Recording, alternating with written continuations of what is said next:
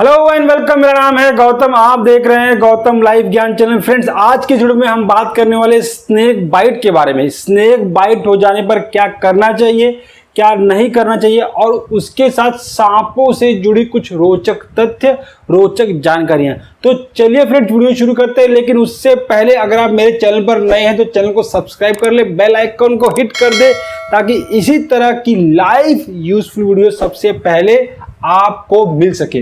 तो चलिए friends, video शुरू करते हैं। फ्रेंड्स, सांप काटता क्यों है? सांप काटता है इस वजह से। फ्रेंड्स, आपने कभी आप ट्रेन में या फिर बस में ट्रैवल जरूर किया होगा।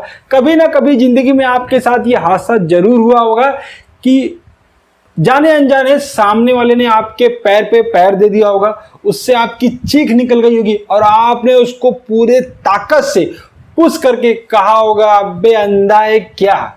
तो फ्रेंड्स, यही होता है सांप के साथ। जब कभी आप जाने अनजाने उस पर पैर रख देते हैं तो फिर आपके इसी एक्शन का वो रिएक्शन देता है स्नेक बाइट करके, आपको कट करके।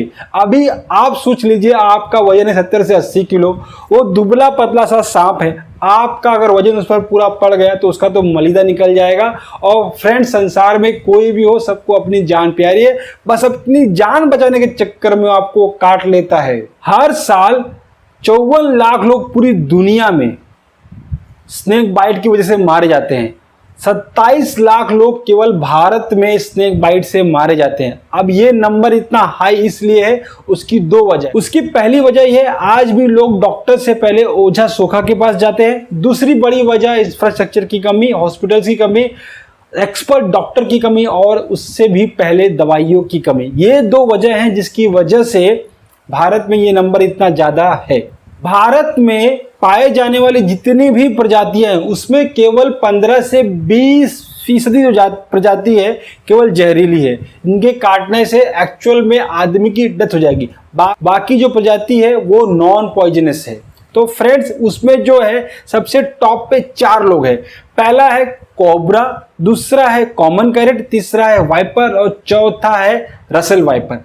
कोबरा ये जब काटता है तो ये 12 mg तक जहर छोड़ सकता है। कॉमन कैरेट की बात करो, जब ये काटेगा तो 6 mg तक का जहर ये छोड़ सकता है। कोबरा और कॉमन कैरेट जब काटते हैं तो वो जो जहर छोड़ते हैं उसको बोलते हैं न्यूरोटॉक्सिक। इनके अंदर जो जहर होता है वो न्यूरोटॉक्सिक होता है।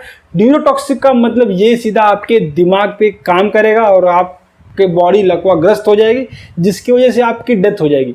रसेल वाइपर और वाइपर की बात करें, जब ये काटते हैं तो वेस्कुलोटॉक्सिक जहर छोड़ते हैं जो आपकी हृदय गति को बंद कर देता है। कार्डियक अरेस्ट आने के कारण आपकी डेथ हो जाती है। फ्रेंड्स, ऐसा नहीं है कि अगर आपको सांप ने काट लिया तो उसने जहर भी छोड़ा हो। कई बार जहरीले सांप काटते तो हैं, लेकिन अब केवल अपनी सुरक्षा में, और वो जहर नहीं छोड़ते। तो जब वो इस तरह से काटते हैं उसको बोलते हैं ड्राई बाइट।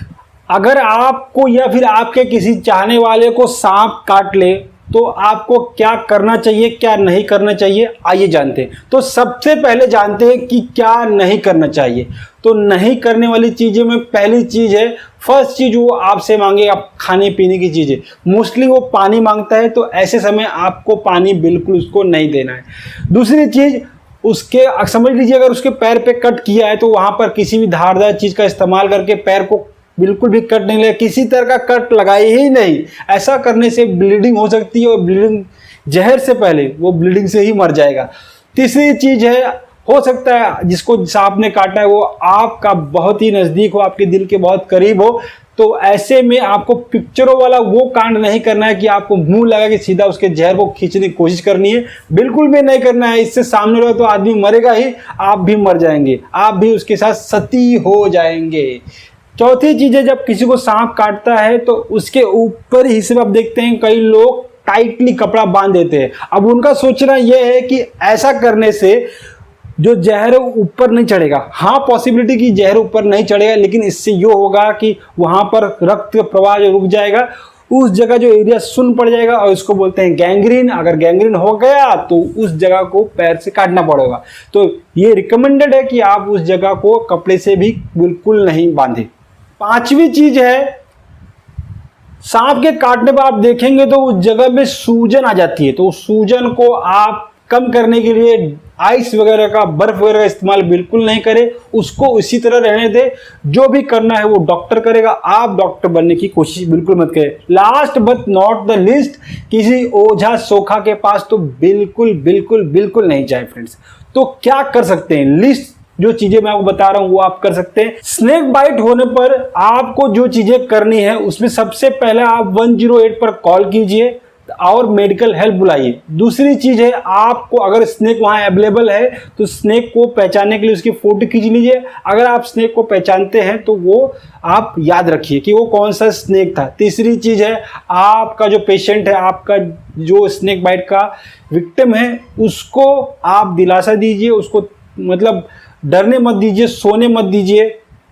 घबराहट में क्या होता है, हार्ट बीट बढ़ जाती है, जिससे जो पॉइजन है, जहर है, वो पूरे शरीर में फैलने में जो वक्त है वो कम लगता है और बहुत जल्दी फैलने से आदमी की डेथ हो जाती है। चौथी चीज, आप ध्यान रखें कि वो जो आदमी जिसको सांप ने काटा वो ज्यादा हिले डुले नहीं। अगर मान लीजिए उसको पैर पर कट किया है तो आप उसके पैर को एक लकड़ी से बांध दें ताकि वो जो हिस्सा है उसका ज्यादा मोबिलाइज्ड नहीं हो, ज्यादा हिले डुले नहीं। इससे होगा ये कि जहर की जो रफ्तार है शरीर में फैलने की वो कम हो जाएगी। और पांचवी चीज, उसको सोने नहीं देना है, उसको जगाए रखना है जब तक आप हॉस्पिटल नहीं पहुंच जाए। सब कुछ सही रहा तो हॉस्पिटल में सही इलाज मिला, सही समय पर सब कुछ हुआ तो वो आदमी 100% चांसेस है कि बच जाएगा। उम्मीद करता हूं आपको वीडियो पसंद आया। वीडियो पसंद आया तो लाइक कर दीजिए, एक सुंदर सा कमेंट कर दीजिए हमारा हौसला बढ़ाने के लिए। और अगर चैनल पर नए हैं तो चैनल को सब्सक्राइब करें, बेल आइकन को हिट कर ले इसी तरह की यूजफुल वीडियो की नोटिफिकेशन सबसे पहले पाने के लिए। मिलते हैं नेक्स्ट वीडियो, तब तक के लिए जय हिंद।